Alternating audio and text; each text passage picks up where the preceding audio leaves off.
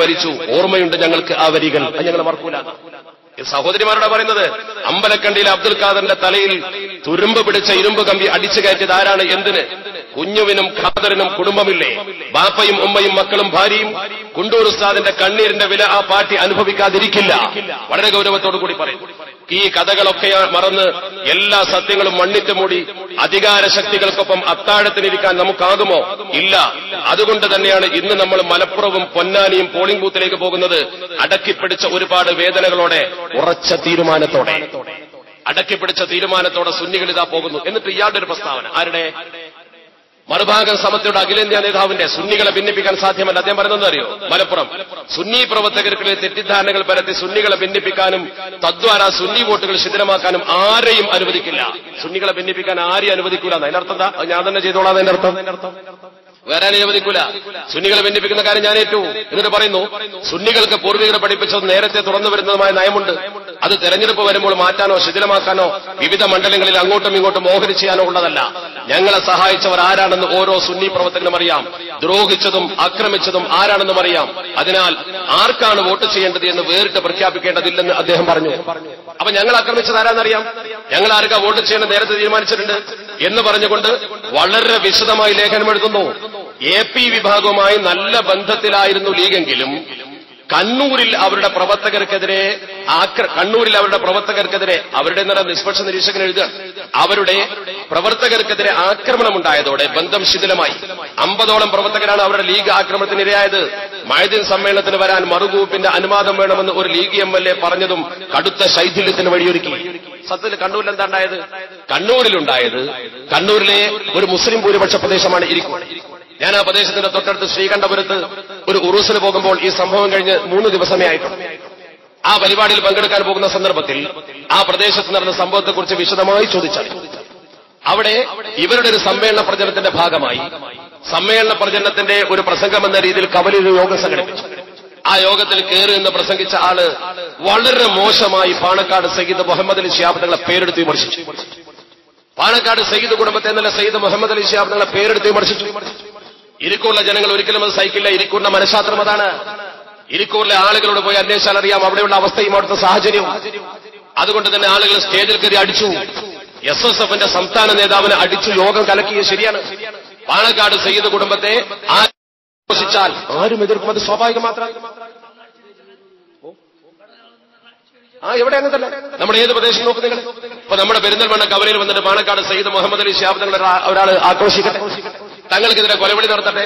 ബഹുമാനം ഇവിടെ 9 വയസ്സ് പറഞ്ഞു കേട്ടോ, നിങ്ങൾ ഇവിടെ വന്നാലും അടിക്കുമ്പോൾ സ്വാഭാവികം, അത് സ്വാഭാവികമായി സംഭവിക്കും. നിങ്ങളളകും.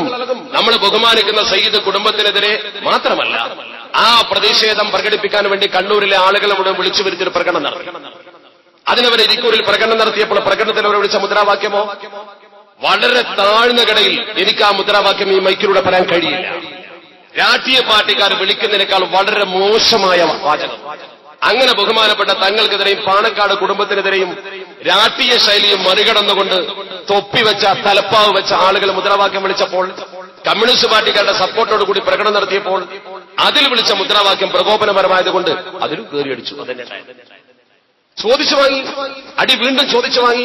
അങ്ങനെ അടി ചോദിച്ചു വാങ്ങി ആളുകളോട് ചോദിക്കുന്നു, കേരളത്തിൽ എവിടെയെങ്കിലും മതപ്രഭാഷണ വേദികളിൽ ആളുകൾ പ്രസംഗിച്ചിട്ട് അതിന്റെ പേരിൽ മുസ്ലിങ്ങൾ പ്രകോപിതരാകാറുണ്ട്?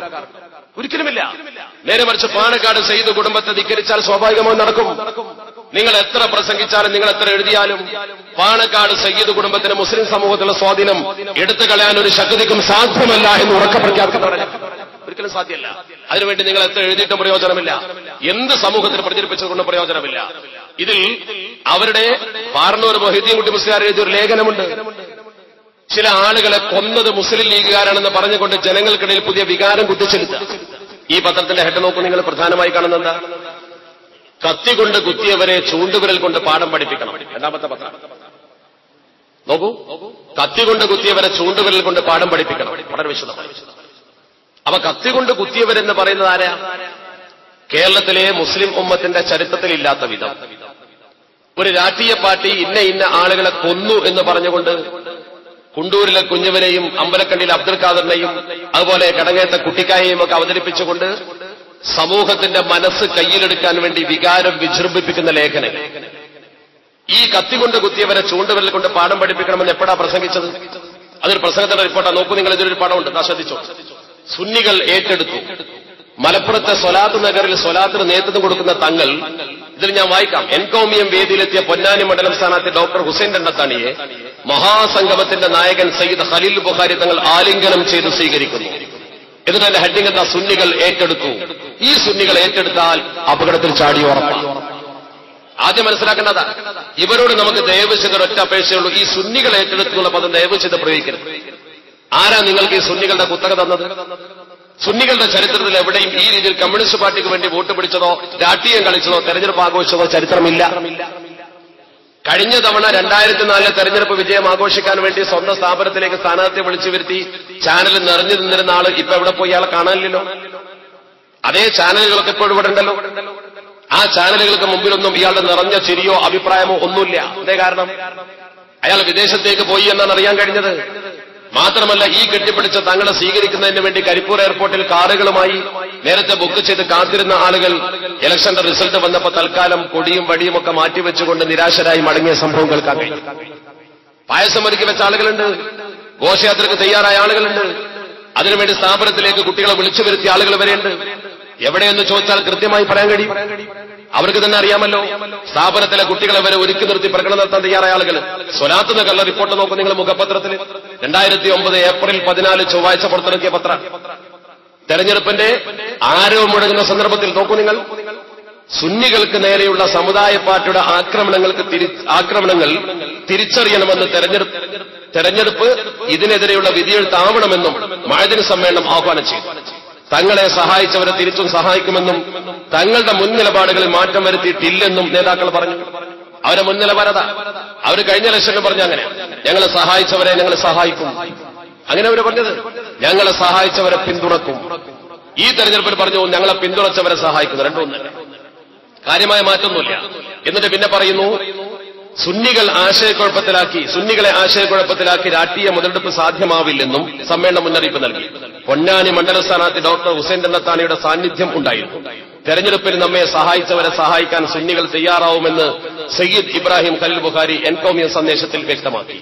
എന്നിട്ട് ഇതിൽ ലീഗിനെതിരെ വോട്ട് ചെയ്യണമെന്ന് സുന്നി നേതാക്കൾ, അതിൽ പറയുന്ന വാചകം, സുന്നികളെ കത്തിയെടുത്തു കൊന്നവരെ തെരഞ്ഞെടുപ്പിൽ വിരൽ കൊണ്ട് നേരിടുമെന്ന് സ്വാഗത പ്രസംഗം നടത്തി SYS ജില്ലാ പ്രസിഡന്റ് കൂറ്റമ്പാറ അബ്ദുറഹ്മാൻ ദാരിയും പറഞ്ഞു.